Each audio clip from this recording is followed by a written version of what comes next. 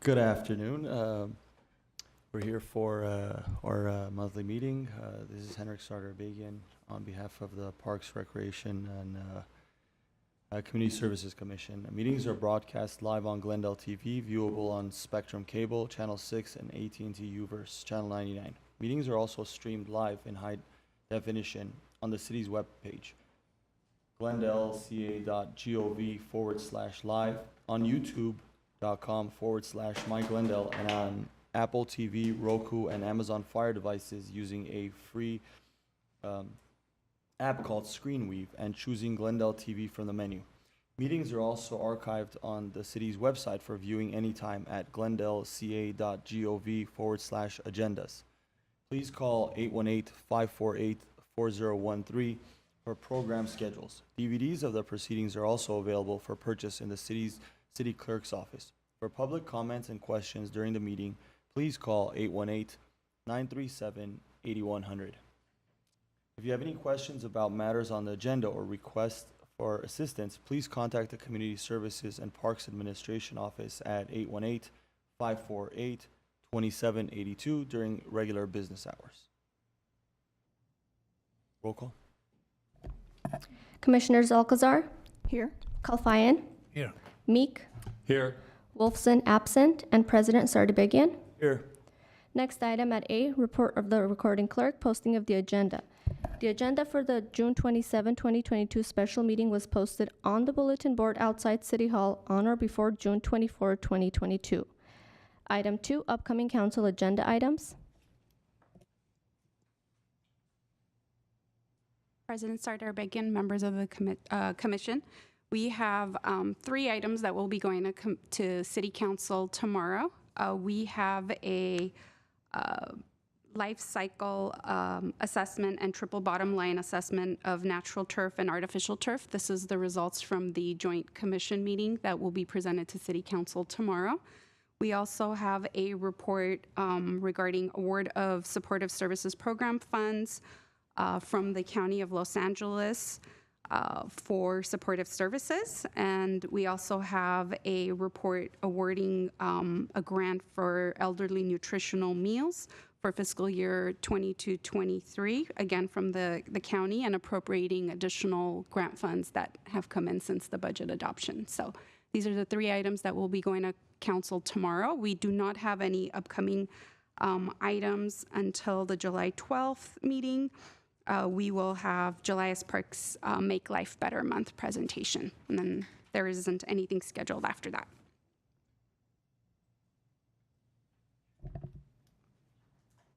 Next item. Next item is item 3, commission staff comments. Anyone have any comments? No comments. I would like to share something.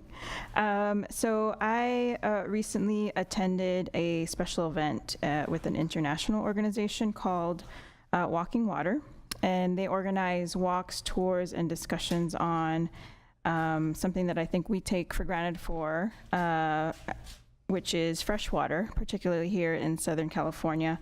And so for the event, we walked about 5 miles along the river, starting from Griffith Park, and it was with organizers, and some folks from the Theodore Payne Foundation, other residents in the area, but we also walked and talked with a representative from the Payahunadu people, who that person drove down from Owens Valley, which is in the Fresno area, to see where all of their water resources are going. And if majority of people actually don't know that a large majority of our water is actually taken from the Owens Valley, where we claim ownership of a portion of that fresh water, but it's really at the expense of the Payahunadu people who live next door. And they actually do not always have clean water and access to that fresh water supply that's nearby.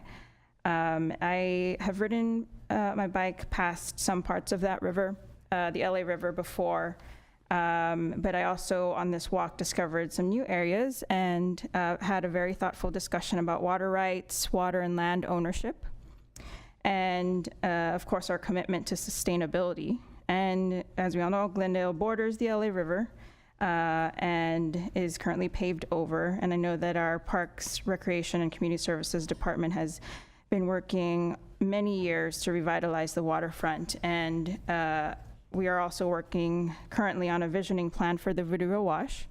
And I just wanted to share and extend the invite to my colleagues on the commission, as well as the staff of the department, to join their next LA River Walk. It's in August, which I'll send a website link to everyone here, but anyone else who is interested can visit the website walking-water.org, and that's walking-water.org for more information. And that's it. I'll make it very quick.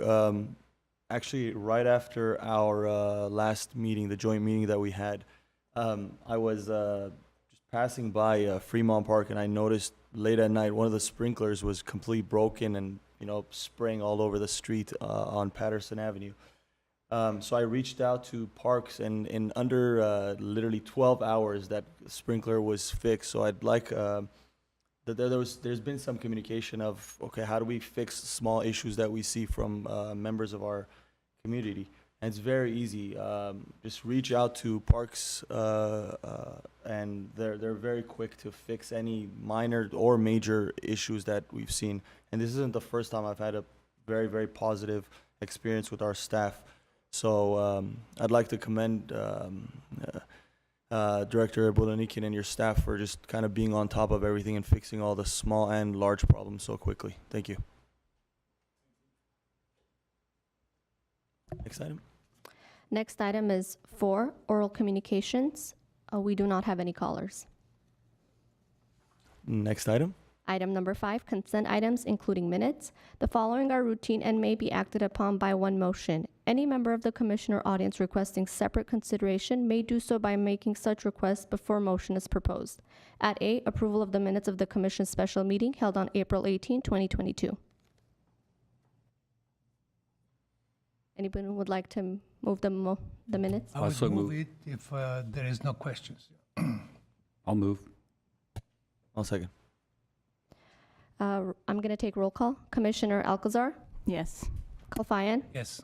Meek, Yes. Wolfson absent, and President Cdbg. Yes.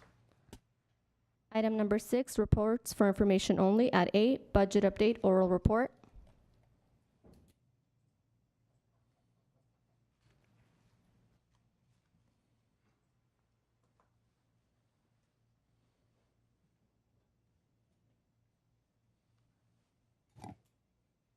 President Cdbg, members of the commission, we have a little oral presentation for you regarding our department budget for fiscal year 22-23. This is a pretty high level, just covering what the department's budget will be for the next fiscal year. As you might be aware, City Council approved the budget at the last council meeting, and so it's officially adopted, and so this will be our department budget beginning July 1st. So just as a way of overview, our department is comprised of 5 different sections. As you are aware, we do have 3 boards, 6 boards total, 3 that are either council or city manager's office appointed. And we also have a nonprofit, the Glendale Parks and Open Space Foundation. And so we have 5 sections: the Park Services and Park Planning section, Recreation Community Services section, Central Administration, which is basically assists the entire department, the Human Services section, which is comprised of the Cdbg, the Community Development Block Grant section, and the Homeless Services, and the Workforce Development section. As an overview, our department budget for fiscal year 22-23 is essentially $43,863,264. It is about a $7 million increase from the prior fiscal year. As you could tell, general fund is essentially our largest funding source, which is an $18 million budget. We also have some Measure S funds in about $3.7 million. Cdbg, which is federal funds that we get, you will hear a little bit of an update on that from Maggie a little later today in the amount of $1.7 million. Emergency Solutions Grant, which is homeless services funding in the amount of $161,000. Our Workforce Development Fund, $7.1 million. The GYA, which is the Glendale Youth Alliance, in the amount of $3 million. We've got grant funds, which is various grants that the department gets, small or large. And so if it's not large enough to be a fund of its own, it's compiled into Fund 216. And that's in the amount of $326,000. Measure H funds, $308,000. The Nutritional Meals Grant funds in the amount of $476,000. We actually are taking a report to appropriate about $377,000 more since the funding, the county released the fund, so that amount will go up a little after tomorrow's council meeting. Capital improvement funds, this is 401 is basically coming from the general fund, so that's in the amount of $950,000. Capital improvement funds from Measure S is about $5.3 million. The Parks Mitigation, which is development impact fee funds, we're appropriating $1.5 million. And the Measure A funds, which is county grant funds that we get, in the amount of $475,000. Some of these funds, like Measure S, will go in a little bit more of a detail in the next slide. Just as a way of overview, our department is made up of about 107 full-time employees and 177 hourly employees, which we say full-time equivalent. So we take all the hours that would make up all the employees that we employ, and that's about 177 full-time equivalent employees for a total of 285 employees total, or full-time equivalent employees total. Just to break down the Measure S budget, our department has funds in quality of life programs and safety and security, and we do have a little bit of money in housing for homeless services. But overall, the $3.7 million that our department was budgeted is made up of these programs. So we have $5,000 for CV fireworks sponsorship. $500,000 was appropriated for the recreation and open space element. This is something that I think Commissioner Alcazar, you had brought up. So we did appropriate some funding to hire a consultant to review that plan and revise it. $15,000 for holiday lighting, cruise night in the amount of $92,000. After school youth sports program, that's our One Glendale program. Some money for movies, music, and more. That's our summer concerts. There's actually additional money that was appropriated for 3 additional concerts at City Hall for next fiscal year. The after school club, the $260,000 is new money that is for a new program, and that will be an after school program that we will be running at Pacific Edison in partnership with GUSD. The school district reached out and asked if we could assist with childcare after school. So since that community center is tied to or attached to the school, it was easier for us to run an after school program at that site, because busing and moving the children from school to a park site would be a bit difficult. So we were able to get some funding to assist Edison Elementary. Some of the other aquatics program, $1.2 million. I mean, I don't want to go one by one, but you do see the list. And if you have any questions, we're happy to help answer. But we also have some funding for park security. That's the $80,000. Basically, that's the security company that helps us close our parks for park closures. And some funding for sports field and court renovation. So a total of $3.7 million in Measure S funds. For new CIP funds that we budgeted, just wanted to highlight the projects that we requested funding for in this current in the upcoming fiscal year. We've got $300,000 in capital improvement funds for citywide playground equipment, $250,000 for park unanticipated repairs. That's a pot of money that we basically use for unanticipated things that might come up in the parks that we didn't anticipate and didn't budget for. So that helps us address any major maintenance issues or things that are brought to our attention from the community, or things that might break that we don't have funding for. Security and safety fencing and netting, $400,000 to do some projects around various parks. in the amount of $400,000. We also have some Measure A funds that we budgeted for this year, and that's to help replace the playground at Mayor's Park.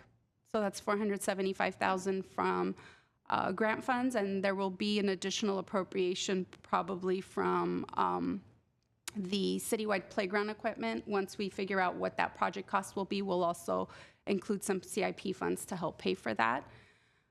Fremont Park, we did appropriate some development impact fee funds and some Cdbg funds, 1.5 million in development impact fee funds, 225,000 in Cdbg funds.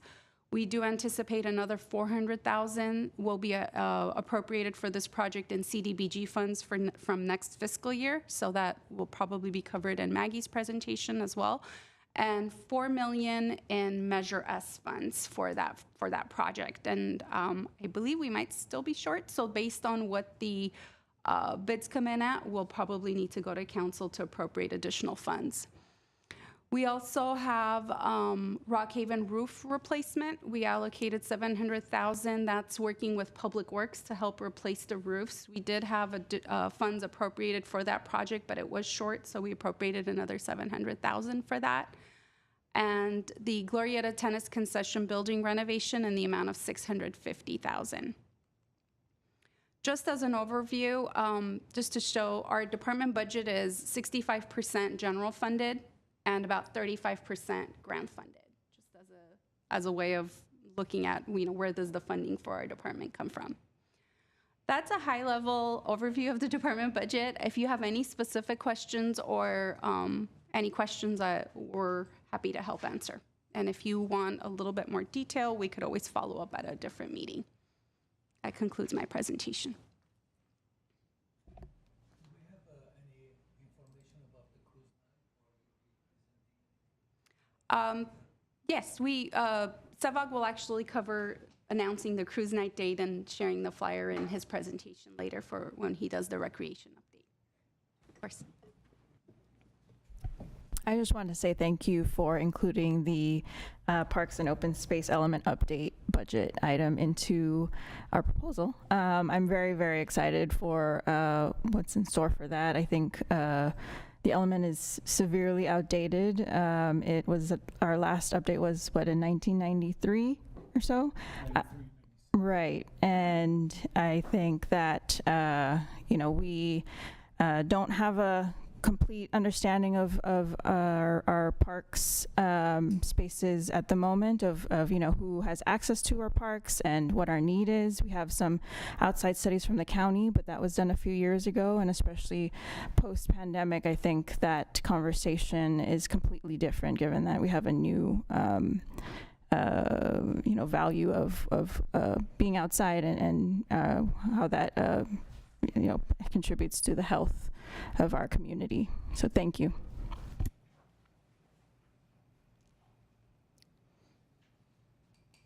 Do you have any other comments or questions? Not at this time. All right, next item. Next item is item 6B, Human Services Section Activity Report, City of Glendale 2022 Homeless Point in Time Count Results.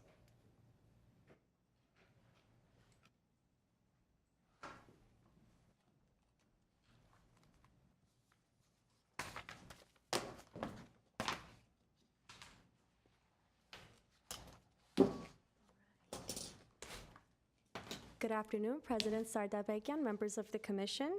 My name is Arsna Sayan, and I will be providing a presentation on the 2022 Homeless Point in Time Count. Hopefully I could use this thing throughout. Got some pictures for you. All right. Okay. Before I start with the presentation, I wanted to just quickly thank our community members or volunteers, organizations, and our city departments for helping us put this event together. Commissioner Meek, thank you, and to Kathy for helping us on the day of the count. The Glendale Police Department and our ISD team, they were both instrumental in helping us put this count together. And I'm going to go ahead and provide an overview of the count, the purpose of the count, why we do this on an annual basis, some key findings, recommendations, and then that will conclude my presentation. So each year, the Glendale Continuum of Care conducts a homeless count of the unsheltered population in Glendale and the sheltered population. We are not required to count the unsheltered population annually. However, we do this because it does help us identify some of the needs in our community, trends, and also helps us meet HUD requirements. The Department of Housing and Urban Development does have some reporting requirements that we have to meet in order to continue receiving the Continuum of Care program dollars, grant dollars, which is typically around 2.7 million annually, 2.6, 2.7 million each year. We also do this to really help us develop a community-wide, almost like a strategic plan and a planning process to figure out ways that we can help end homelessness in our communities. That is our ultimate goal, is to work towards ending homelessness, or at least trying very hard to do so. This year, the homeless count was conducted on February 25th. Typically, we do this during the last 10 days of January as required by HUD. But due to COVID and the numbers being really high, HUD did grant an extension to the COCs. And so we were able to push the state back to February, which worked out great. Thankfully, we had enough volunteers, and our organizations were also equipped with enough staff and volunteers to help us with this count. We had a morning count, which started at 5:30 a.m. to about 9 a.m. And then we had an evening count, which started from 7 to 11 p.m. This is just a one-night survey. It's a snapshot, of course. We won't be able to get to everyone in our community, but the goal is to try to reach as many people on the streets and in our shelters as possible. The count does consist, again, as I mentioned, of a street count. We do count all of our clients who are in our emergency shelter programs, our rapid rehousing programs, transitional housing programs, and affordable housing programs. This year, we also included clients who were in our hotel programs. We did have a hotel voucher this year, and our local hospitals were very supportive in helping us capture some folks that were receiving services at the hospital sites on the day of.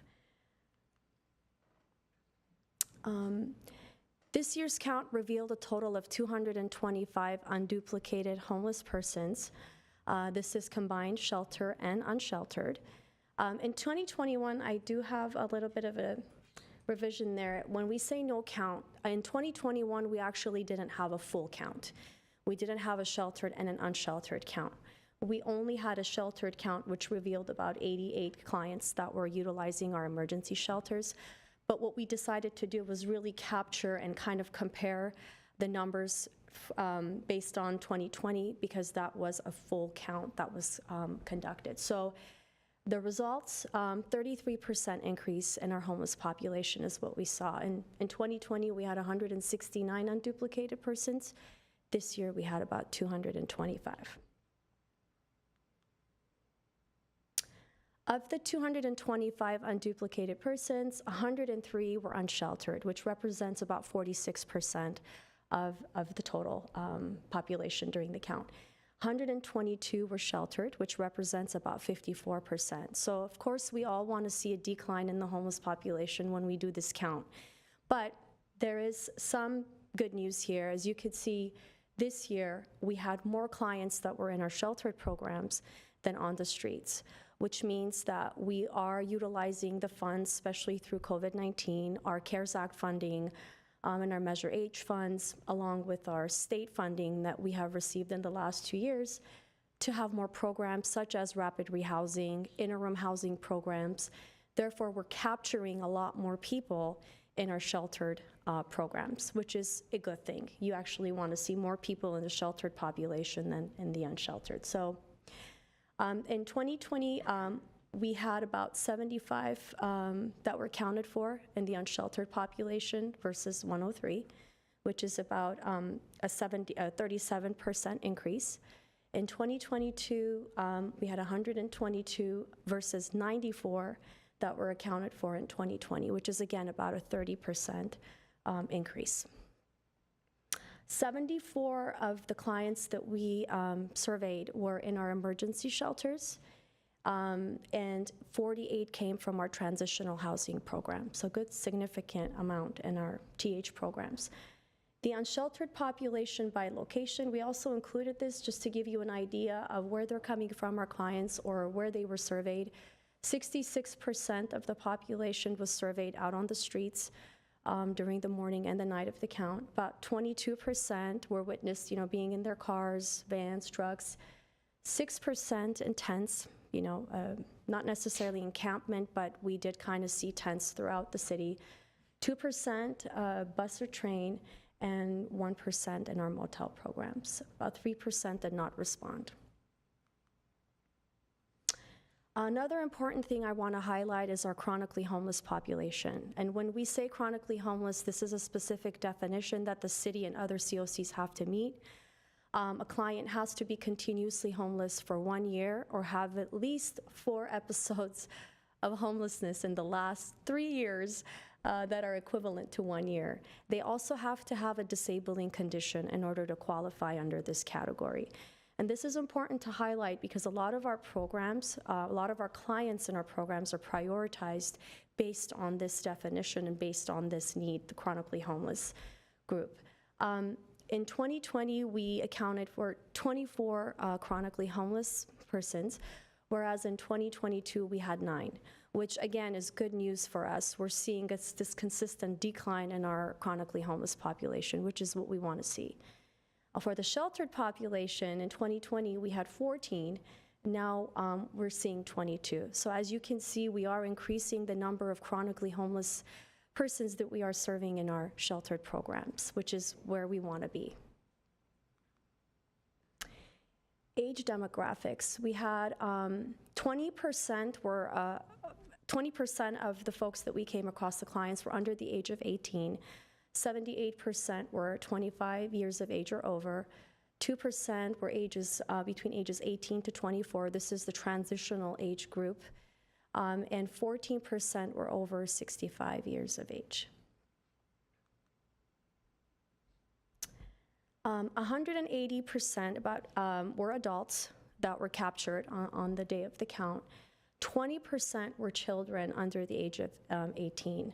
There were no unaccompanied youth on the night of the count, thankfully, but that is still a pretty high percentage of children that we came across in families on the day of the count. About 32%, about 71 out of the 225 were persons and families with children. So unfortunately, we did see a 9% increase in our homeless families since 2020, and 68% individuals without children, and there was a 48% decrease in our homeless individuals. Some key findings. Less than 3% of the population identified as, answered the question yes when they were asked if they were veterans.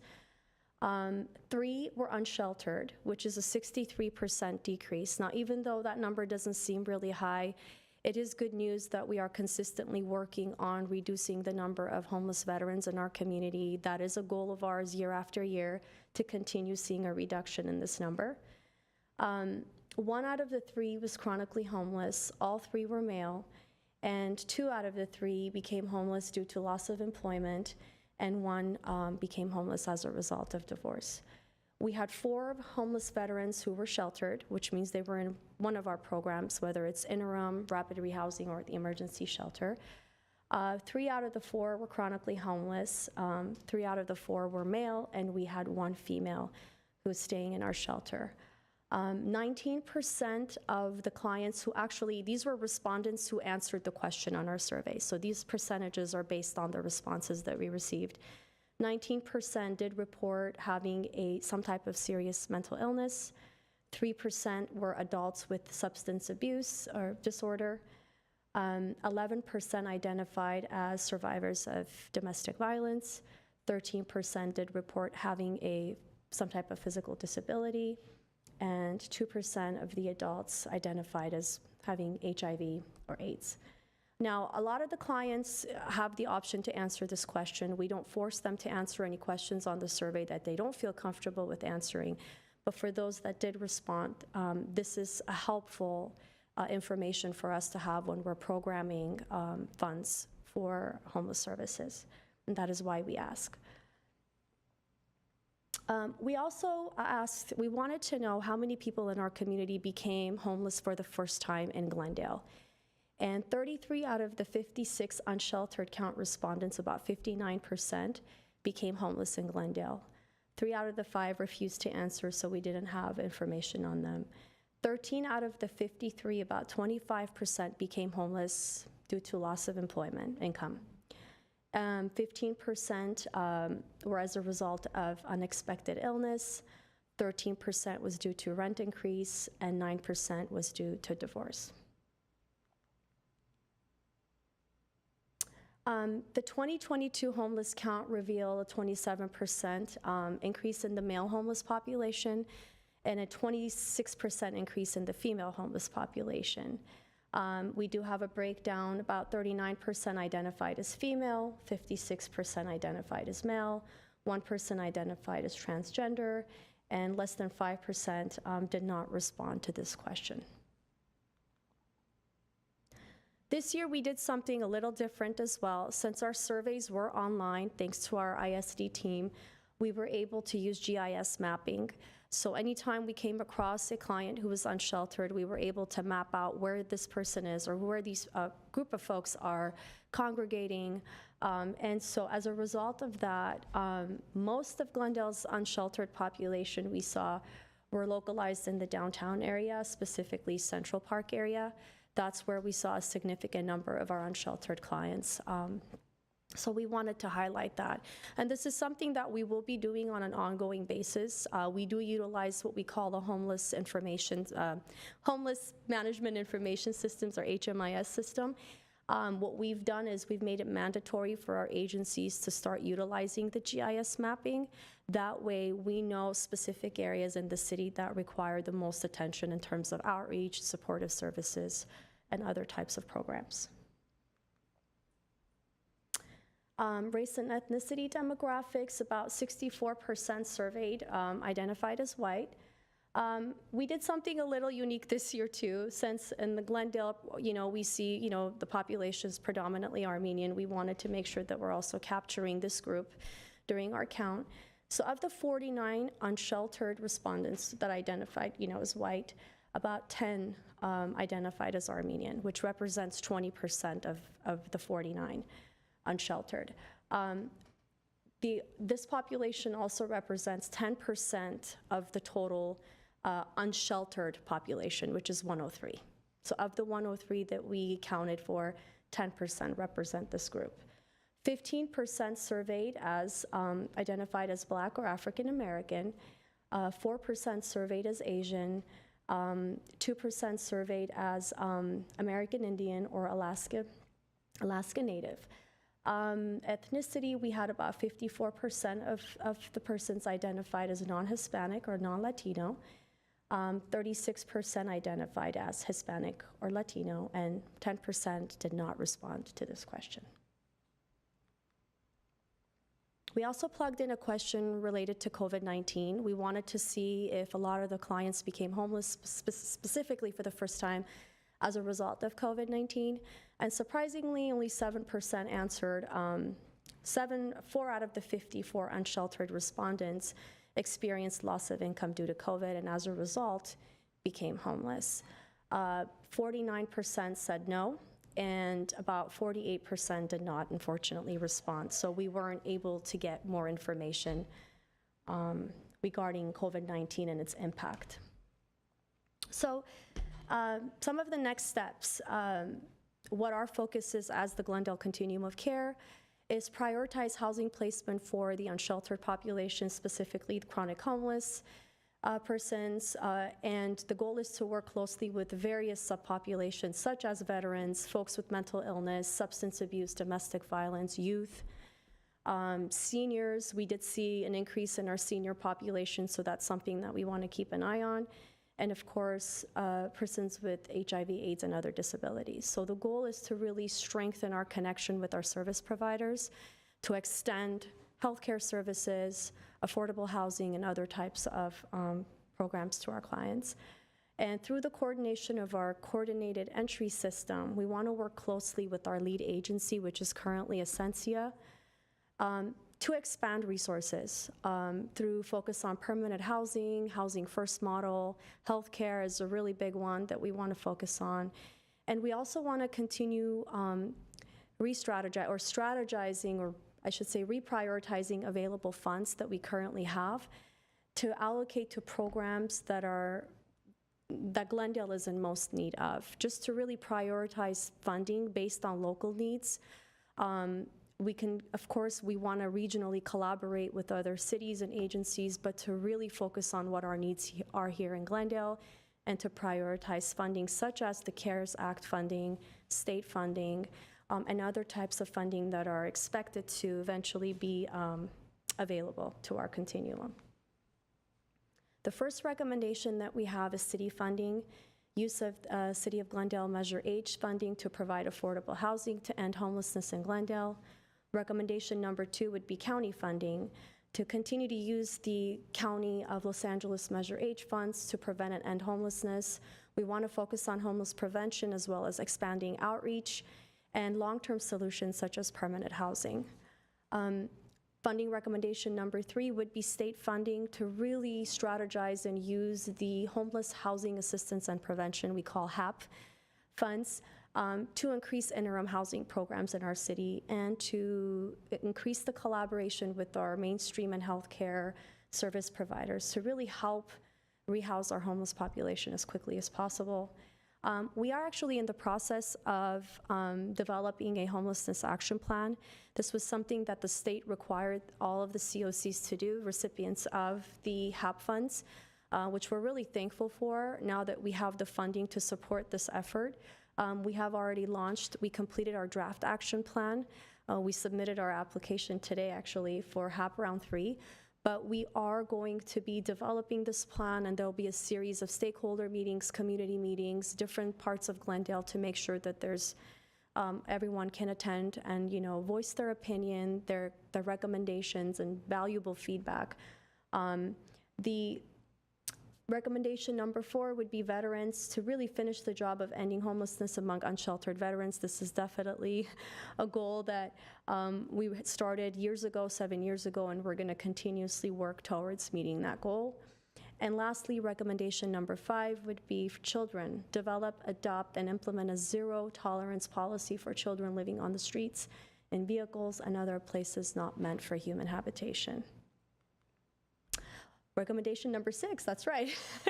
Housing first approach for chronically homeless. This is something that we did include as recommendation, but we've been doing for a few years now. We are consistently working on adapting the housing first model for Glendale, which is really eliminating barriers in our coordinated entry system and our programs to make sure that clients can quickly access services and also quickly enter or exit into permanent housing.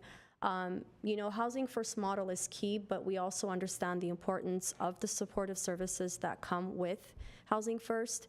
The goal is to get clients housed first, but services are also important, so that's where the healthcare agencies come in. And then lastly, recommendation number 7 is outreach, to continue to collaborate and expand homeless outreach program in connection with the Glendale Police Department's Community Impact Bureau and the Department of Mental Health. We really want to focus on this area to provide a full, wraparound services for our homeless population. In conclusion, again, we want to thank all of our members in the COC, our organizations, our key partners, our volunteers, of course, the Commission, Parks Commission, Council, and Housing Authority for their support. And we want to continue really strengthening our collaboration with each agency and each provider to really have this robust homeless services system in place for Glendale. So with that, this concludes my presentation, and I'll be happy to answer any questions you might have. Thank you for your presentation. You're very complete, but I would recommend one more thing, that this community, since you mentioned about the Armenians have their own relief societies and other, if they can get them involved, since they're 20%, you said, that will help Armenian or non-Armenian or other organizations to come in and help this situation. It's a serious situation.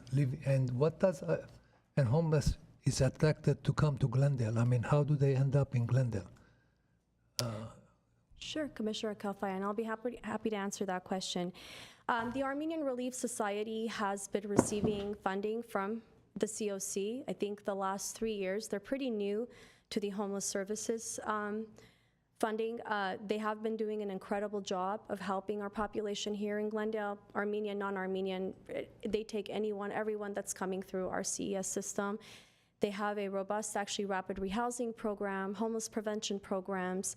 They are currently utilizing our emergency housing vouchers as well, the EHV program, to place our clients in what we call EHV, but it's essentially a Section 8 type subsidized housing program.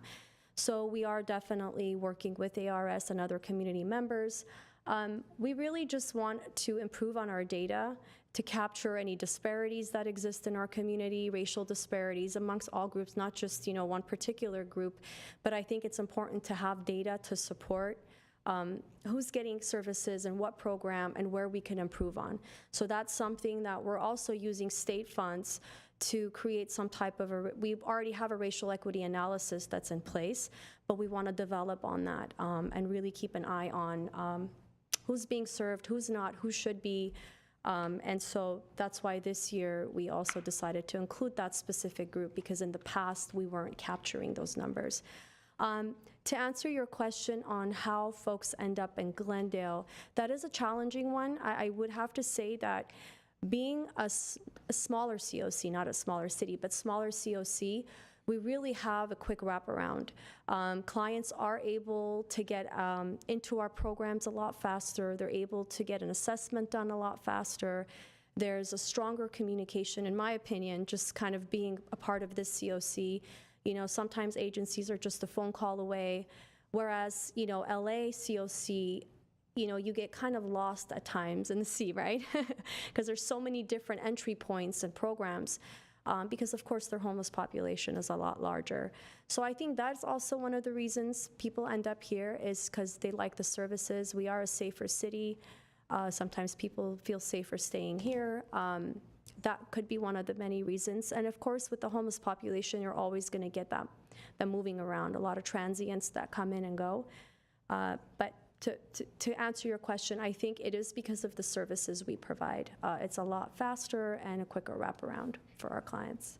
And do we have special shower and special need places for them to go as they're living in the parks? We do. We had the Showers of Hope program that was operating during COVID-19, right around the pandemic. That program unfortunately came to a halt, but we are working on bringing that back.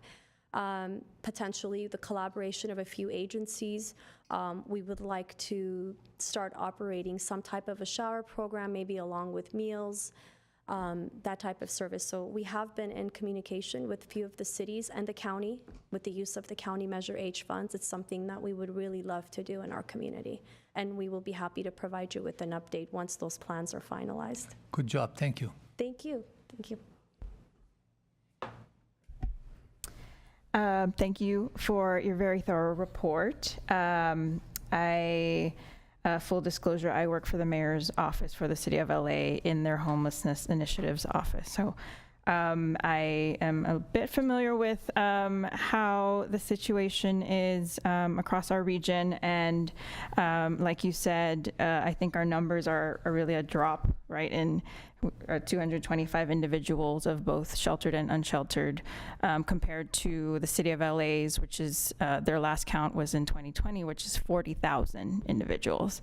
But I know that our team is working very hard to make sure that the folks who are in our city and who are on our streets are able to, or at least know that they have access to services and housing options if they want to. And I think the goal is to encourage them and continuing to build that trust with them.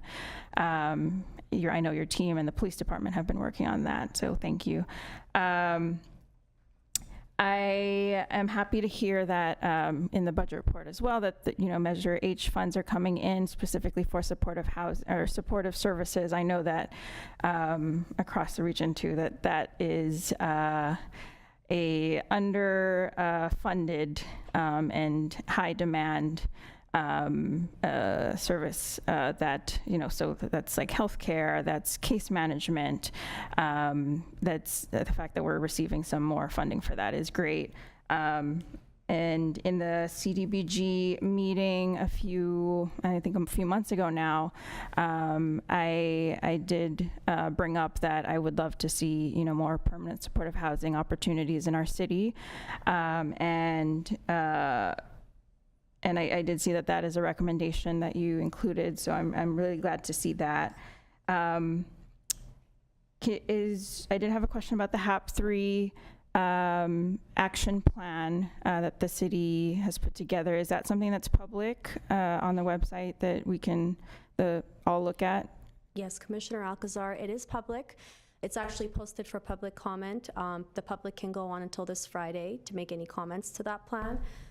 We will also have a presentation that's available online by the end of today or tomorrow that our COC board was presented with by our consultant. So all that information, we want to make sure we're transparent and we have, give the public access to that. But if there's anything else that you would need, please feel free to reach out and we'll be happy to provide you with the information. Got it. And just to ask also, is the primary commission or committee who responds or gives, feedback for that, is that our commission or is that the Cdbg committee? The I'm just Glendale curious. COC has the COC board. Okay. We have a separate board that makes the funding recommendations or proposes the funding recommendations. For this specific application, since it was a draft application, we did present it to our board, and the application has been submitted. But before we finalize any plans, of course, we'll bring it back to the Commission, Housing Authority, and City Council to get their recommendation and final approval of the actual, strategic plan, final. Got it. Understood. That's all my questions for now. Thank you. Hi, thank you very much. I'm so pleased with the way the City of Glendale, the staff, the administration is working toward this.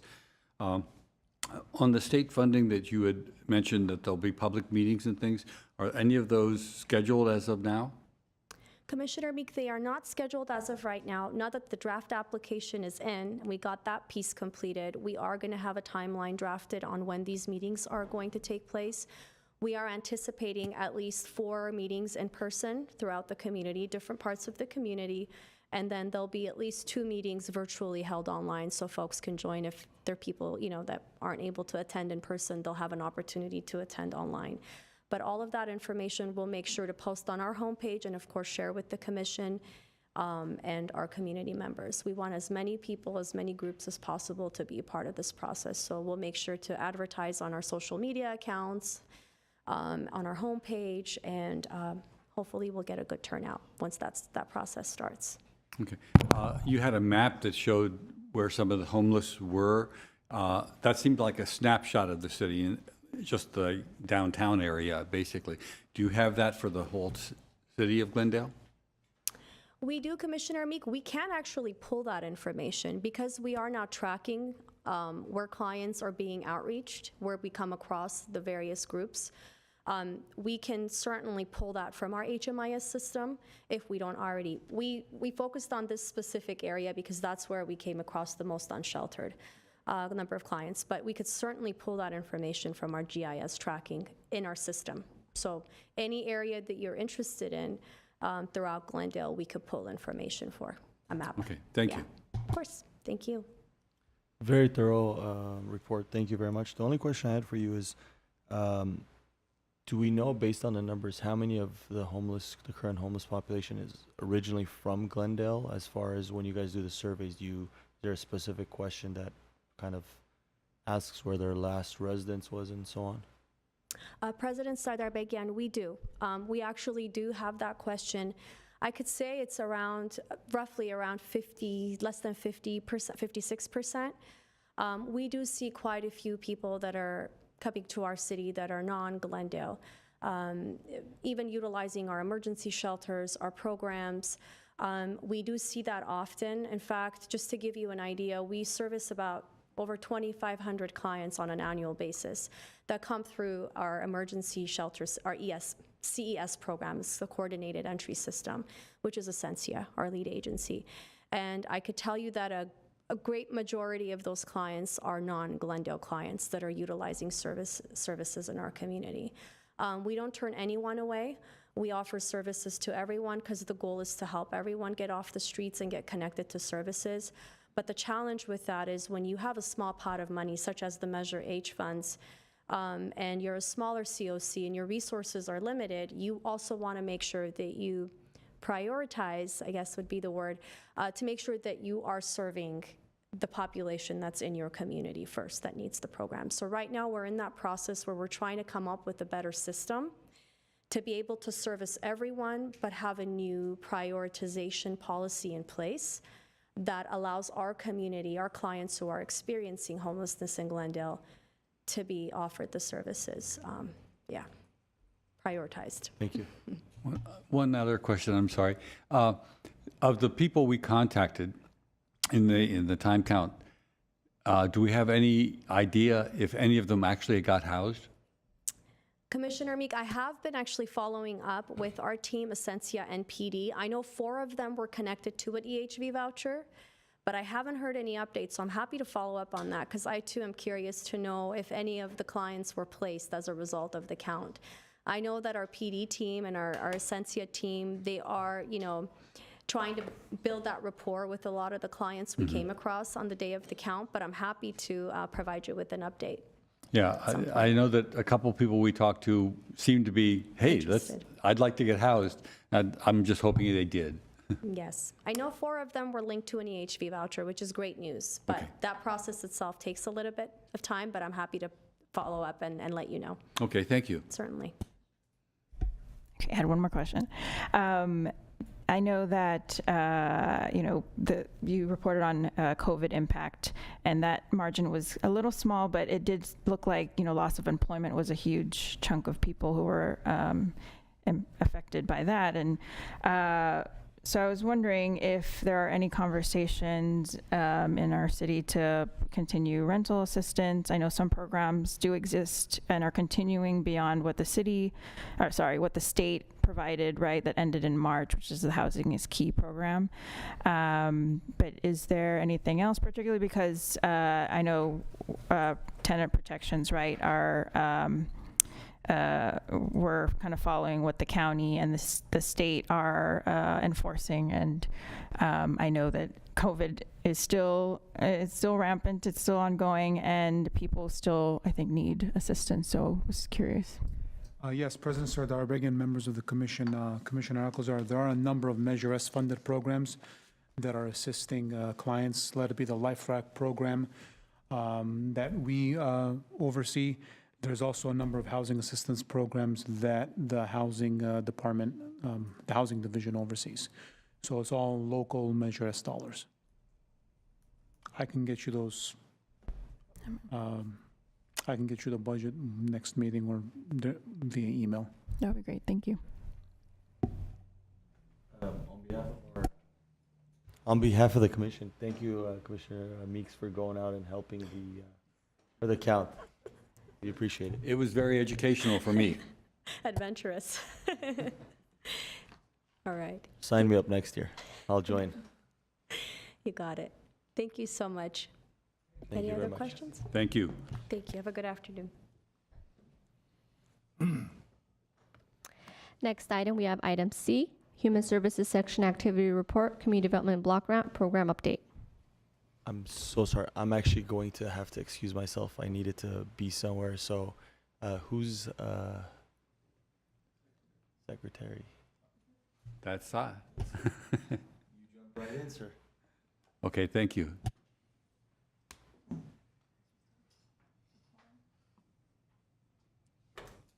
Don't need to. Please go ahead. Good afternoon, members of the Parks Commission and staff. I'm Maggie Kavarian with the Cdbg program, here to give you a brief update on our annual action plan for 2022-2023. I wanted to give you all a brief overview of what Cdbg is. It's a community development block grant program, an entitlement grant from the United States Department of Housing and Urban Development.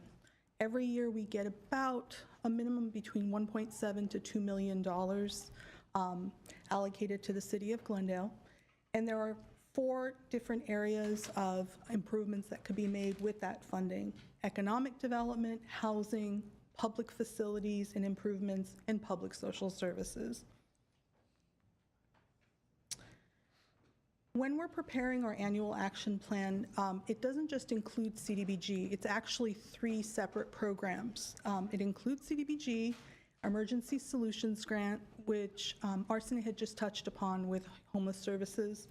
They receive about $161,000, between $161,000 to $170,000 each year.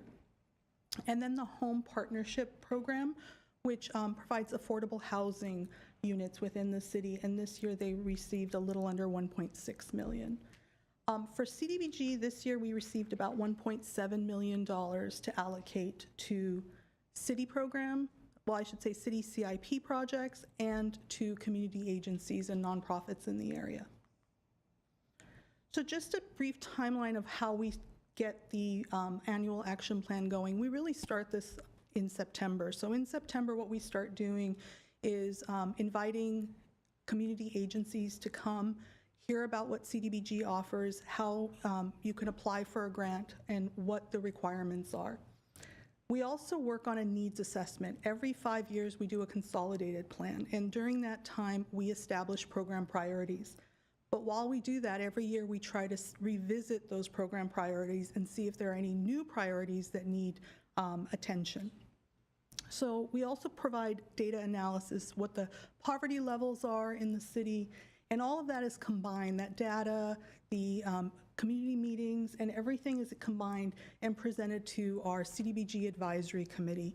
The Advisory Committee is appointed through our elected council, and they analyze all that data, and what we do is we make findings, establish priorities for the year, and present that to the City Council and the Housing Authority in November for approval, so we can get our requests for proposals in, so that community agencies can apply for that funding, knowing what those priorities are for the year.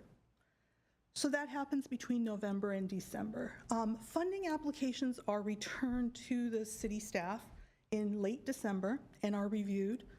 And then in March, what the staff does is we hold a CDBG committee meeting, and the advisory committee actually interviews all the community agencies that are seeking funding, and they make funding recommendations. And those are all-day interviews for public social services, which tend to have between 10 to sometimes even 15 proposals that come in. And capital improvement project proposals, which tend to be 2 to 4, 2 to 5 proposals each year. And then what they do is make they make recommendations, and then we set those recommendations, and we put a notice in the paper letting the public know what the recommendations are. Then we invite the public to make comments on those recommendations, to make sure that they're invited and are part of the citizenship participation plan. That's a really important part of CDBG. They really want the citizens involved. It's not just the advisory committee and not just the council. It's everyone that takes part in the process. And then this June, we presented the annual action plan to the council and the housing authority for final approval. And that was approved on June 14th. And in July, we'll have our subrecipient agreements with our community agencies signed and will be in effect. So to give you a breakdown of the CDBG allocations, CDBG is $1.7 million, as I had stated earlier, but it's broken down into 3 parts. First is public social services, which is 15% of the total amount that's allocated to community agencies for public social services programs. It's a very competitive process. This particular pot of money there's always requests for. Capital improvement projects, 65% of the pot. We had about a little under 1.2 million. This also includes about 66,000 from unspent, undesignated funds from previous years. So we had about 1.2 million to allocate. And then lastly, program administration, city staff costs and whatnot, about 346,000. So for 22-23, funding recommendations are on the slide. We had 11 community agencies that were recommended for funding, but we had 14 apply. 3 community agencies were not recommended for funding this year. They were the Armenian Cultural Association, Armenian Engineers and Scientists, and Boy Scouts. We also didn't get our final funding allocation until late in May. So due to that reason, when the committee met in March, they set up a Cdbg contingency plan. So when the funding came out, the plan was to either increase or decrease funding based on the final allocation. Now, they had one exception, which is the Housing Rights Center. And the reason for that is the Housing Rights Center gets a certain amount of money from us, which is $10,000, but they also get an additional $10,000 from our Community Development Department Housing Division through their Section 8 program, because they provide fair housing assistance to our community members. So that is the reasoning for that.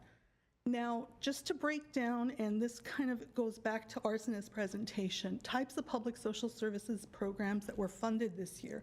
Interestingly enough, homeless services was funded over 50% this year. Adult and senior counseling and case management, almost 30%. And then youth programs this year were funded at 20%. And then here's your breakdown. 14 agencies that applied, and then the 11 that were selected. And again, if I can point out some of the homeless services agencies that were selected for funding, they would be Ascensia at about 21,000, Catholic Charities, we have Door of Hope, we have Family Promise of the Verdugos, we also have Salvation Army, which runs a food pantry, and then of course the YWCA of Glendale, which provides services to survivors of domestic violence. So you can see where the public social services funds went this year. And then moving on to the capital improvement projects recommendations. This year we had 4 agencies apply for funding, and all 4 were recommended for funding. 2 were fully recommended, full funding that they requested. Ascensia, they're doing a repiping of their plumbing. And then the YMCA of Glendale, which is asking for additional funds for an all-inclusive locker room. These are additional funds that they requested because the previous year they had requested money. They just needed a little extra money from Cdbg to get the project off the ground. So this is going to be part 2 of their funding. And again, we had to implement the Cdbg contingency plan because of the late allocation. So the plan was, again, to increase or decrease funding to 2 community agencies that were remaining, and that was the Campbell Center and the YWCA of Glendale for their Lexington building project. So what we ended up doing was staff made an additional recommendation, and which was approved last on the 14th of June, which is to decrease our CIP funding for Fremont Park renovation project. We were originally recommended for $400,000. Staff decided to reduce that to $225,667, and that allowed community agencies that were recommended for funding to receive more of what we had estimated when we put in the estimated funding in March. Hope that makes sense. So we reduced it a little bit, but everybody won. And here would be a breakdown. So for the Fremont Park renovation project for fiscal year 22-23, $225,000 was recommended. Now the committee also made the recommendation to add an additional $400,000 in year 23-24 to the Fremont Park renovation project. So that's forthcoming in the next action plan. And again, Ascensia had asked for $31,840. YMCA received $179,000 to complete their project. Campbell Center, Hamilton House, this is their second project they're going to be working with us on. The first one is Alma House, which is currently being worked on, $337,883. And then the YWCA of Glendale, Lexington, which received exactly the same as Campbell Center. This concludes my presentation. If you have any questions, I'll be more than happy to answer.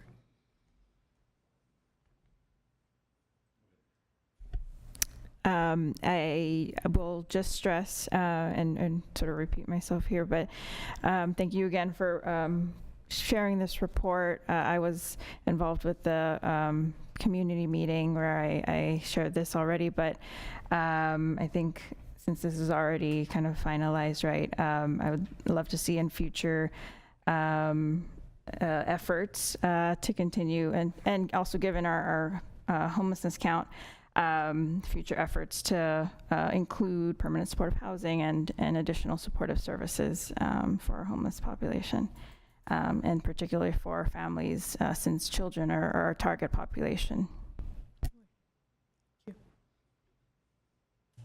Dude, no comment. Thank you for all the work you've done and all the staff and the committee's work has done. It is a big project, and I appreciate it. I'm sure the whole city appreciates it. I don't have any questions at this time. Thank you. Thank you. Thank you.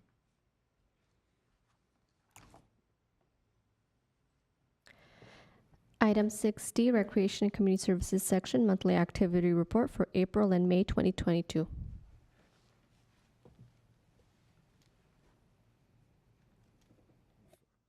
Good Thank you. afternoon. Are we saying President Pro Tem or Secretary Meek? President Pro Tem Meek, members of the commission, city staff. So I'm going to be doing the Recreation and Community Services section's monthly activity report. We're going to cover April, May, and some June. So bear with me here because we've got 2 months of past activities, current activities. So let's just jump right in. So our summer day camps, that's the biggest thing in our world right now. Those began earlier this month on June 13, I want to say, and they're taking place at 8 locations, 14 different camps at 8 different locations. This year, we added 2 new camps, Nature Camp and Cognicoder Camp, and right now our camp capacity is at 91%. So 91% is approximately 3,853 campers out of about 4,100 spaces available. That includes our maximum capacity, how many people have enrolled. Some weeks are sold out, some camps are completely sold out. There's wait lists for most all of those camps that we have sold out, but that doesn't mean that we do have some spaces available in half-day afternoon care or half-day morning care, and some people just don't want those options. They want the full day. So hence a full day camp might be sold out, but we still have wait lists. Some spaces are available. So moving on, it's gonna be 43 fun-filled days of summer. And as of this morning's count, we're at 31 and a quarter days left until the program ends. We just started week 3 today. Here's some more pictures of our campers. On the left, you could see all of the day campers at Pacific. That includes Cognicoder and Kinder and traveling teens, as well as Cool Days. Here you see some pictures of what I love to call intergenerational programming. Our senior pickleballers basically taking care of the kids, teaching them pickleball, but the counselors are out there too. They're just out of the shot. With day camps, it's been ongoing. Yes, we've had some notifications sent out. It started with Cool Days on June 16, where one of the groups had a person who tested positive over the weekend or overnight on Thursday night. We had some notifications that were given to us on June 24 at Brand Studios and Blast Camp, Pacific's Kinder Camp, also on June 24. As late as this morning, we were getting notifications at Cool Days Camp and at Traveling Teens Camp. We're following the CDC guidelines on who needs to quarantine and how long they need to quarantine. For those who are exposed to the kids that tested positive or the staff or whoever that tested positive, they could continue in our camp but must wear a mask for no less than 10 days. And those who basically tested positive, they could return as early as day 5 after the exposure, assuming they're no longer symptomatic and they are able to produce a negative test result. So those are going. It's an everyday occurrence almost now, with Friday and through the weekend and today. But nonetheless, whoever's being impacted, parents are being notified. If they choose to continue bringing their child, great. Masks. If they don't feel comfortable and would like to pull their child out, no problem. We are offering refunds, so there's no loss on that end. That's completely up to their comfort level. Some parents are used to it because of school. Some, this might be their first time, so they might be a little bit more panicky. It just takes time to get through the notifications. So going back, last 2 months, we had 3 virtual presentations since our last commission meeting. For our senior programs, topics included diabetes, fall prevention, and chest pain and symptoms, and what that might signal if you're experiencing chest pains. Our senior nutritional meals program is still taking place, and as of May of 2022, staff has served staff was averaging 9,638 meals per month for in-person pickup, and 1,300 meals per month in the form of frozen meals that were delivered to their homes. On May 16, 2022, after 26 months, 2 years and 2 months of remaining closed to our senior population, our senior nutritional meals program returned back to in-person dining on a 50% capacity level. So here you see pictures of the adult recreation center. While typically adult recreation center serves about 100 meals per day, 7 days a week, we've reduced it down to 50 meals per day. Seniors need to sign up ahead. For those that are not eating with us, they are also picking up on a daily basis. So it's either the grab and go model, or they could make a reservation and eat with us in person. Also, this year marks the 50th anniversary of our elderly nutrition program, and staff, that's in addition to welcome back, that's where the balloons came in. And if you see, most of the seniors are wearing t-shirts. Staff celebrated the occasion by giving out a commemorative t-shirt to our senior meals program participants. The department had 2 volunteer work days in May at Riverwalk and at Duke-Major Wilderness Park. On Saturday, May 14, 4 volunteers joined staff at Riverwalk. On Saturday, May 21, 19 volunteers joined staff at Wilderness Workday. And speaking of Wilderness Workday, which is at Duke-Major Wilderness Park and our newly opened Stormwater Nature Center, a total of 4,033 visitors have come through the barn since the grand opening, 1,309 of which visited in the month of May. The single highest number of visitors we had in one day was on May 8th, and that was 247 visitors at the barn. Our Youth and Family Services section, who oversees our STAR program in collaboration with GPD, continued their monthly meetings. Students learned about self-sustainability, learned about stress awareness, and were provided safety and awareness training. Students had a discussion about firearms and how dangerous they are, including firearms or what they consider toys in the form of pellet guns or airsoft guns. They're just as dangerous, and had a conversation about those types of products as well. Students also listened to a presentation about the effects and dangers of drug use and learn about accountability and responsibility. Our staff for this section sent me a photo album. I just selected the 2 best pictures and not added everything. Youth and Family Services section also continued our Teen Night Out activities, both at Maple and at Pacific Community Center. Starting in June, all the Teen Night Out programs will be out of Pacific. That's where the staff is that supervises the Teen Night Out program, and going back and forth really just doesn't make sense in terms of programming and staff and logistics. So Teen Night Out will continue throughout the summer out of Pacific Community Center. In addition to the Teen Night Out meetings, we had 2 presentations. One was from GYA about job readiness and resume building and what to expect. And the other one was from the YWCA, talking about girls' empowerment programs that the YWCA offers. Our Maple All-Inclusive Play Days continued on April 16 and May 21. This is our monthly meetup around our Shane's Inspiration Playground and using the universal language of play to get people of all abilities to come to the playground and play together and interact. Our therapeutic recreation section continued their Thursday meetings. Now that we are in summer day camp mode, only Club Maple meets, and our Get Fit program does not meet on Monday nights until after summer ends. Our Club Maple participants did another bingo night and celebrated Club Maple's anniversary event towards the end of May. Upcoming events. If you'll notice, at Glendale, Pacific Community Center's Picnic Shelters is a Glendale Unified School District lunch distribution site for their seamless summer lunch program. So basically, the 2 picnic shelters will provide free lunch for anyone 18 and younger, Monday through Friday between 11:30 and 1 p.m. No reservations are necessary. They just come, pick up the meal, and they could either eat on site or take it back home. What we typically do is advertise this with our splash pads and our Tot Time program and offer parents a variety or a day at the park. They could come into our Tot Time program on Tuesdays and Thursdays, go out, get some lunch, go picnic at the splash pads, kids cool off, have fun, they've had their lunch, and then they could continue on with their day. On Thursdays, primarily, the library also offers a story time for the children between 10:30 and 11, so all the more activities that could attract them to the community center. Our senior exercise classes, now that the Adult Recreation Center is back in operation, as of July 11, we'll be moving back to the Adult Recreation Center.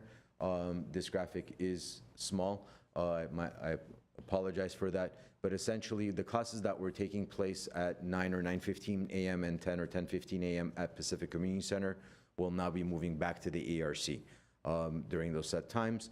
So it gives us the flexibility to program and utilize the gym for our day camp program because we need the additional space, and it also prevents additional closures for these classes as we get closer towards the end of summer and we need to start setting up for special events, whether it's the National Charities League celebration, a rummage sale, the Glendale Health Festival, or any other type of events. All of these will impact our exercise classes, so we just want to get ahead, move them back to the ARC where they were originally taking place, and cause no further interruption in their programs. The only thing to note is classes at Spar Heights Community Center remain, and the line dancing class at Pacific Community Center, that remains as well due to overlapping between the meals program and the space. Summer concerts in the park, they are back. They start on July 6th, which is next Wednesday, at Verdugo Park starting at 7 p.m. and will continue every Wednesday all the way through August 10. This year's entertainment includes a tribute to Sinatra, a tribute to Foreigner, 80s Night, Depeche Mode, a Cuban Salsa evening, and a Flamenco Catalan rumba evening. So the bands are Once Upon a Time, Urgent LA, I can't read all of it clearly, The Breakfast Club, Blasphemous Rumors, Orquesta Charangoa, and Bobby and the Gypsies. My optometrist loves me for that. So Cruise Night will be back in full swing Saturday, July 16 from 5:30 to 10:30 on the Brand Boulevard of Cars between Doran and Broadway, main stage on the corner of Milford and Brand.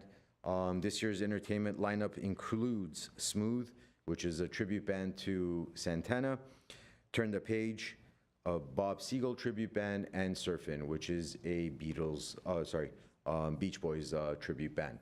It will be hosted by Mr. Rock and Roll Brian Byrne, and the evening will be capped off with fireworks as we do every year. As of today, we have 208 cars that have registered for Cruise Night and various other businesses and vendors as well. So looks like we are back into the swing of Cruise Night as well. As Teresa mentioned in her presentation with the budget, we added 3 new concerts this year to our summer concerts program. These 3 new concerts are called Summer Concert at City Hall's Parcher Plaza. They are just outside, if you're walking out of the parking lot, over your left-hand side between the GWP building and the Municipal Services building, where our Christmas tree used to be during holiday tree lighting. That's where it goes. That's where the concerts will be. There's 3 concerts scheduled for this year, July 28, August 4, and 11. So essentially, we take that Wednesday model, we copy-paste it into Thursdays from 7 to 9 p.m. at Parcher Plaza. This year's, or the kickoff bands will be Tongue Lip, which is a soft rock acoustic band, Susie Hansen Latin band, and Tri Tipsy, a Spanish guitar trio band. This is the last one, National Night Out. It's the first Tuesday of August every year. Activities are underway and planning is underway at all locations. Most of these are organized by various community groups. Pacific Community Center's flyer you already see here. Pacific Park and Community Center is the place to go where somebody doesn't have a neighborhood specifically that they're organizing it. They are welcome to come to Pacific. That event will feature at least 20 different service providers in addition to a DJ. And every single neighborhood, community neighborhood will have its own attraction. For example, Adams Hill will have the climbing wall again this year. And the Roxboy Neighborhood Association has requested for our Movies in the Park trailer package. That pretty much sums it up. Those are the 3 things that we can give out, or 2 things. So, but we work with police and fire and to see what other amenities there are available so that every group has something or an attraction other than just having free food. August 2nd, National Night Out, first Tuesday of every August. Told you it was the last one. I kind of lied, though I wanted to end on a high note. July is Parks Make Life Better month, and that is our month to shine. So we encourage everyone watching, listening, come out to our parks, experience our programs and activities, come to the splash pads, go to the playgrounds, enjoy one of our sports fields, whether it's baseball, soccer, or any other field that we have. Come out and picnic in the parks. Keep your dogs on a leash. Have them walk around and let them go outside as well. After all, it is our month. That concludes my presentation. Thank you, thank you, thank you. Anyone have any questions for that? I just want to say, personally and on behalf of all working parents, thank you so much for offering amazing programs over the summertime for kids to attend. My son has attended for years, different locations of the summer camps that the city has offered. So again, thank you.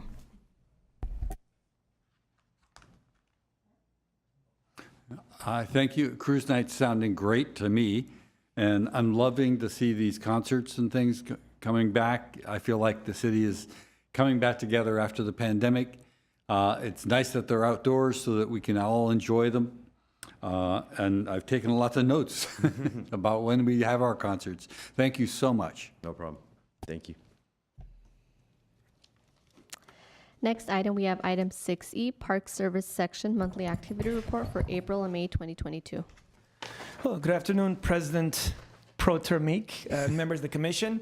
I do have a presentation, but I'll leave it up to the commission if they'd like to see. There's 3 or 4 projects that we wanted to cover. I can go over them briefly and or show the pictures of. But as far as the month of March, we completed 871 work orders, of which 806 were groundskeepers and 65 for irrigation repairs. This is also the month that we conduct our irrigation audits. Staff go to the parks and make sure everything is working as they're supposed to, so we don't run into issues of running water and valves being stuck, and do all those repairs. That totaled about 1,500, in excess of 1,500 labor hours. For the month of April, we had 906 work orders completed, 873 by groundskeepers and 30 by the irrigation crew, for a hours, 1,357 labor hours listed. What's coming in the next few months, this is summer. This is when we do our field renovations. We have a number of our fields lined up for a full renovation. And most of our infields, actually all of our infields, if it has a grass infield, it will be taken down during the summer so we can get rest. And also we do what we call the TLC, which is, aerating, seeding, and fertilizing. And then right before the season starts, getting it all prepped and ready for the leagues. Some of the fields listed for the infields would be Brand, Babe Herman, the Little League, 2 infields at Shoal, Montrose Little League, and Dunsmore. And right now we're looking at field renovations for Montrose Large, the large field. We're also considering work at the sports complex and Pacific Field. This commission want me to go through the presentation, if I try to keep it brief. I know it's after hours, but President Meek? Yes. How do you feel? Do you want to hear? Yeah, go ahead.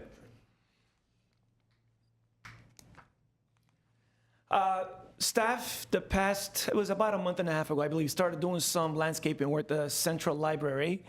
This is on the south end of the Central Library. We had overgrown shrubs that needed to be removed. There's some dead shrubs in the mix as well that wanted to spruce it up for our library patrons, as well as this is adjacent to our Central Park. So staff removed a lot of that shrubbery and planted trees on the left side of the south entrance. And also laid out the plants as we normally would, had the irrigation adjusted and planted those as well.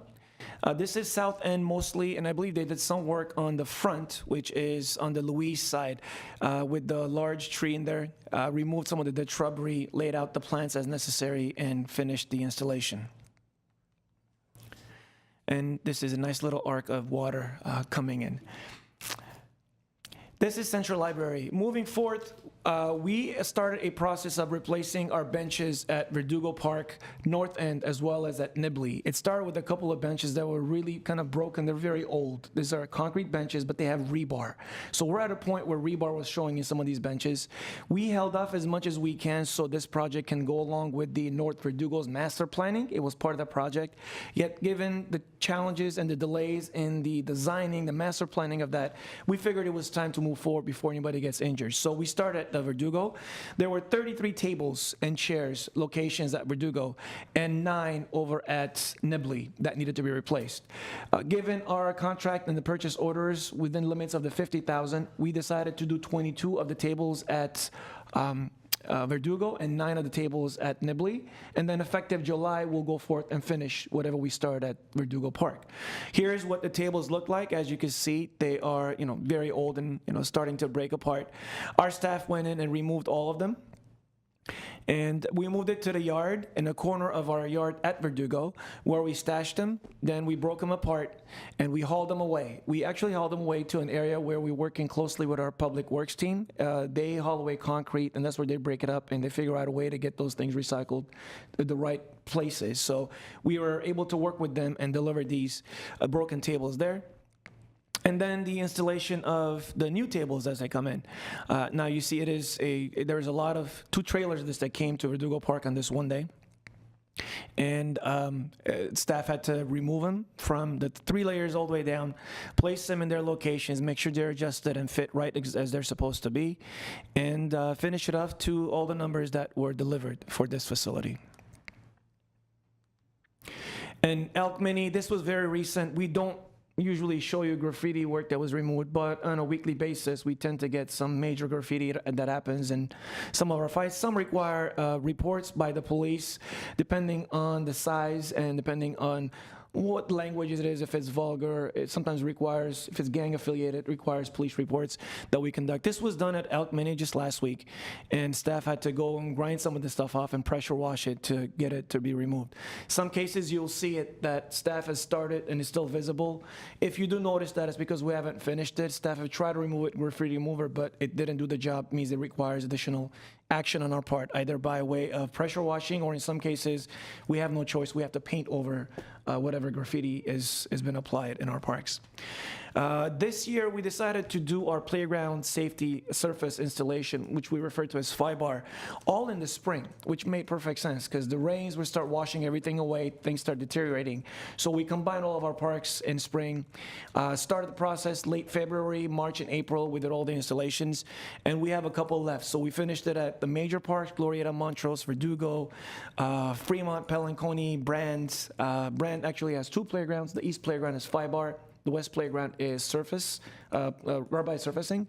So the East required a Griffith Manor Maple exercise equipment. There's the fitness equipment that you've seen us complete. That project does not require FIBAR because it doesn't have fall zones. It is kind of sit down exercising. But the ones that require upper body, which you notice on the left side of Palmer, west side of Palmer, those would require FIBAR surfacing, because if somebody's using those high bars and they fall, we need to make sure that it is a protected surface, they don't injure themselves. And then next schedule this week, as a matter of fact, to finish up the year is Emerald Isle and Milford Mini. And generally speaking, it requires, trucks, trailers, and as well as tractors to move items from either the parking lot and or the trucks that dump it in one location and move it to the appropriate locations, and staff will, kind of surface them all around what we refer to as the fall zones. And fall zone is defined as a play area that a kid may fall off of the playground that could be at a significant height that they could injure themselves. So a very loose translation of what a fall zone is. The slides are one, anything that has a play area that the kids can be on the outside. The swings are a big one. So all those areas would have to be fluffed up regularly with the 5-bar so that it has a certain layers, 9 to 12 inches of layer of surfacing, so it is safe. If somebody falls, it is possible they could injure themselves, but not in life-threatening manner. So it is done to reduce injuries, high-level injuries to children. This is Brand, I believe. Yeah, this is Brand Park. This one is, now I'm testing myself. This is the one at Maple, the fitness equipment on west side of Maple. This is Pelinconi Park. Armin did not put the names. He's testing me, really. And this is Glorietta. Yes, this is also Glorietta from 2 angles. Thank you, Armin. Last but not least, this is Griffith Manor. And here's a snapshot. He put them all together. That, I believe, concludes the presentation for this month. And so in the coming months, as a matter of fact, likely next week or the following, we'll finish the tables at Nibley. We're going to continue with irrigation-related work. I know President Sardarbegian mentioned the sprinkler that was broken in spring. We actually look forward to those comments from the public, because a lot of times with the smaller parks especially, irrigation comes on after 10 o'clock at night. We're not around.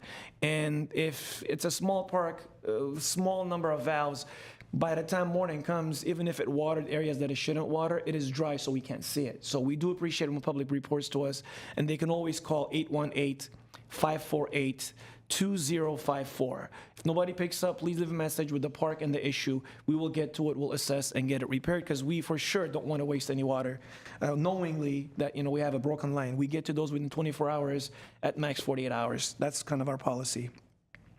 I am pleased to report that the Pelinconi and the Glen Oaks projects, the playground projects that council, some of the commissioners, I should say, have been a part of in adopting and approving, that is now at a point where next month we're going to start the bidding process with our purchasing department. We look forward to that project moving forward. It took us about a year, a little over a year, to do the designs and make sure all the ADA requirements were met. It's been reviewed. Now it's ready for the next phase, which is the bidding, and hoping to have that completed within the next 6 months, installation included. And last but not least, I want to highlight that we've started the process of assigning the community garden plots. We're starting with the Maryland Avenue Park.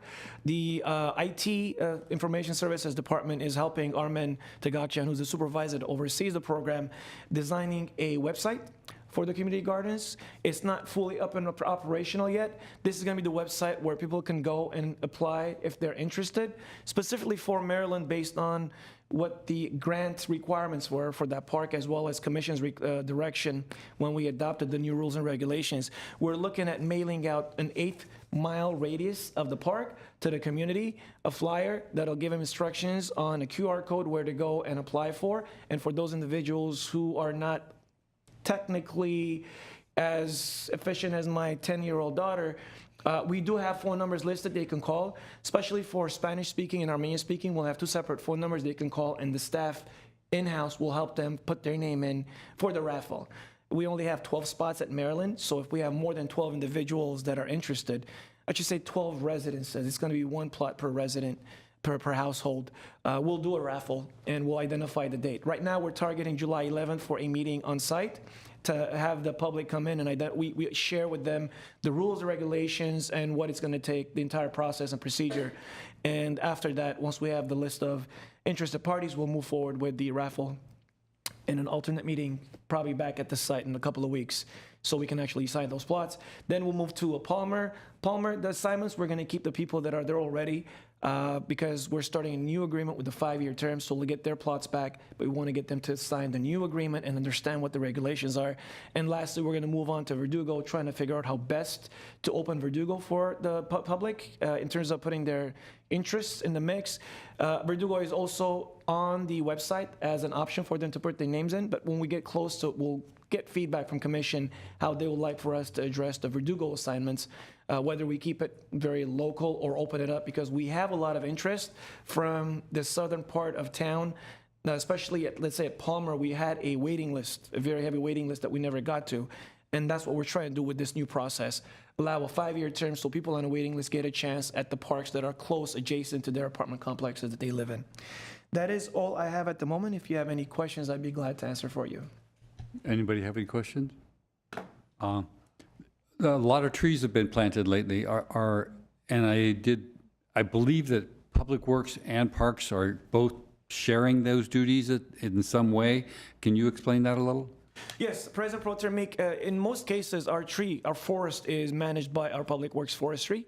We work very closely with them. As it relates to Arbor Day trees, for example, we work in conjunction with them of all the donated trees where they're supposed to be planted. We identify the location and the species along with the urban forester.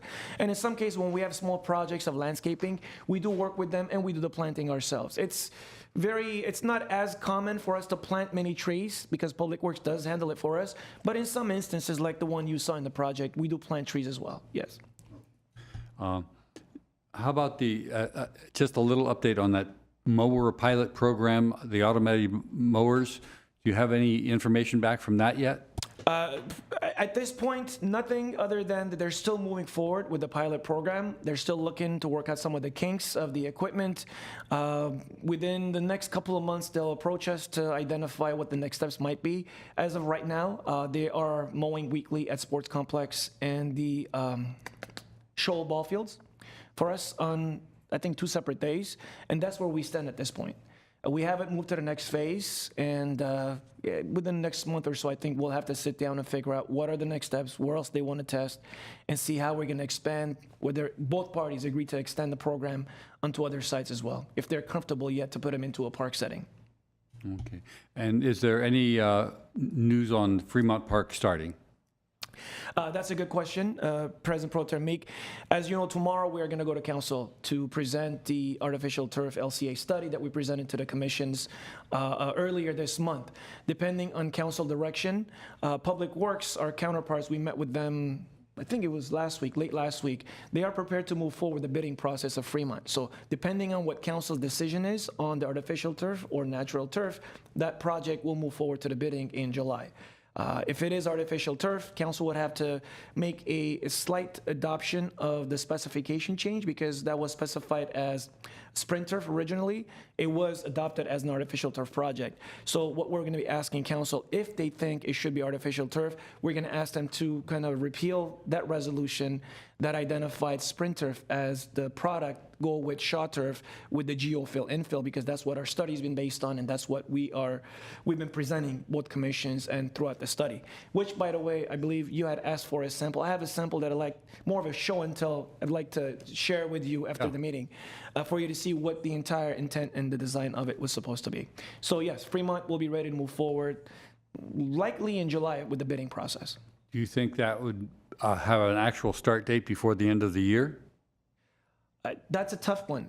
Given that this is a very intense project, it's a very large project, bidding process can go easily 5 to 6 months. To have a contractor in place before the end of the year is a slight possibility, but I do believe the bidding process that might be a little extended to allow for all the RFIs, requests for information, and questions that come from the bidders. The changing of the material that specifies whether it's artificial turf, natural turf, and or the sprinter versus the geofill from the Shaw turf product. So to start the project end of this year is probably unlikely.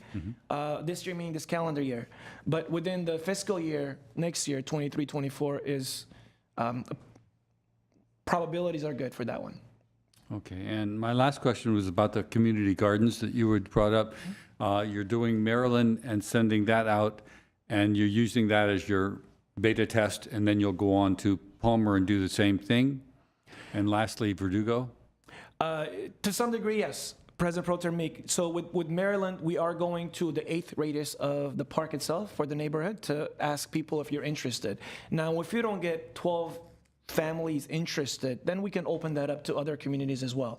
But we're focusing on 8 because part of the grant process when the project was the public outreach, the comments that came through, and community garden was one of the elements of the park design, the community in the process requested that it stay within the area.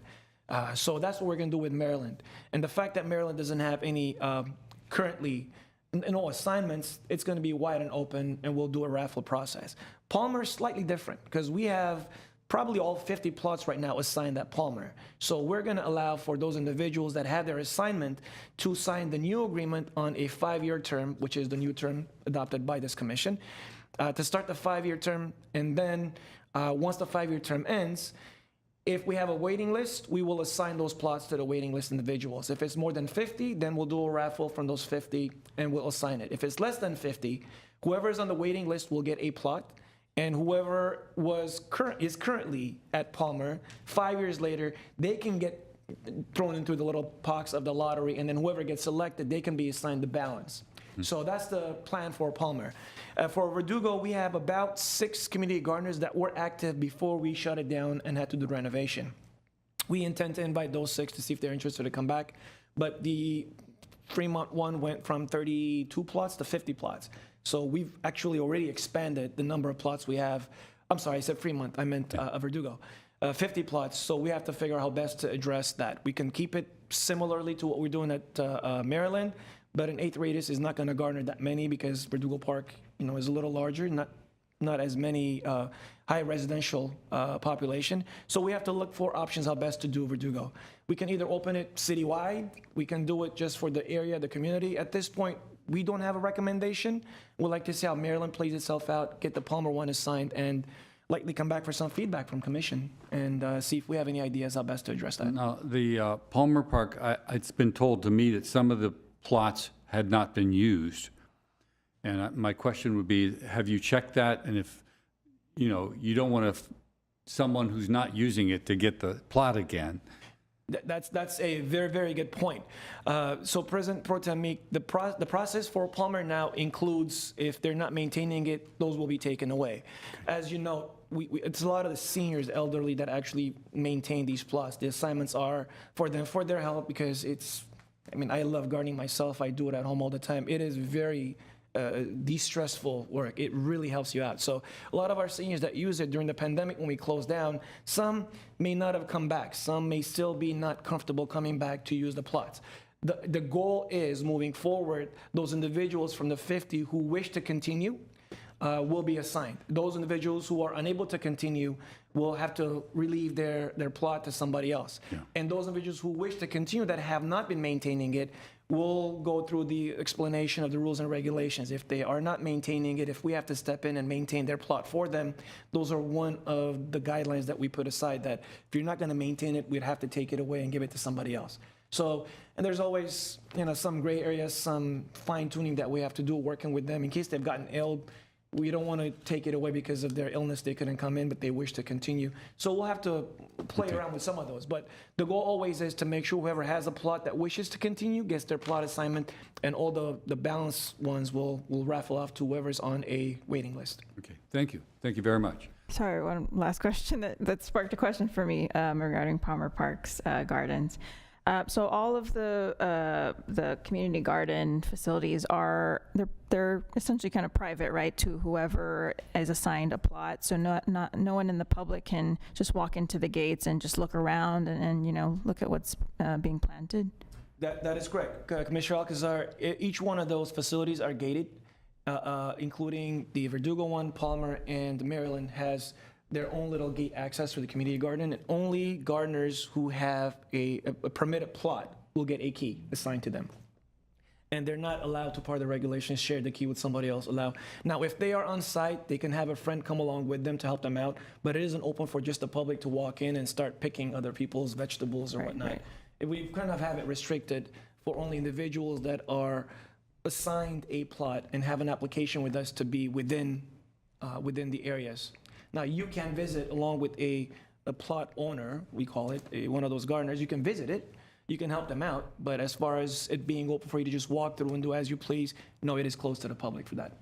Okay, and I'm sure that's for safety reasons, for theft reasons. I see. Okay, I did have an experience where we wanted to just peek in and walk around because it is a beautiful space, particularly the Palmer Community Garden area, and there were people inside, and they were pretty, not hostile, but kind of mean about just letting us look around. And I'm just throwing that out there. If there is an opportunity to open them up at certain hours that are controlled for the public to just enjoy, being around fruits and vegetables that are being grown, especially in that area, right, where, we don't have that much access to green space, and seeing vegetables being grown is pretty rare. So just throwing that out there. Would love to see that happen. I've showed you. Go ahead. We would be happy to provide a tour, but points taken. We'll see if there are any ways, any opportunities for that. Part of the agreement requires the gardeners to put together 2 times a year a cleanup effort, because they're also responsible to clean around the perimeter of their plot. And weeds do grow, so after a couple of rains, it's probably heavily weeded right now. Before we turn it over, we also want to go in. We're going to contact our friends in the GYA to get some youth out there to get it cleaned up before we bring the seniors back to start doing their maneuvering. Because with the weed growing, paths of travel also kind of get obstruction occurring from the weeds. So we'll do that, and as part of the cleanup, maybe organize it in a way where it can be open for the members of the community to come and help the cleanup and kind of see the vegetables grow. So something to bring forward to the group as well. Thank you very much. If there's no other questions, Pro Term Meek, if I may, I'd like, just for the record, mention that President Cdbg left the meeting at 3:35 p.m. thank you. Item 7, adjournment.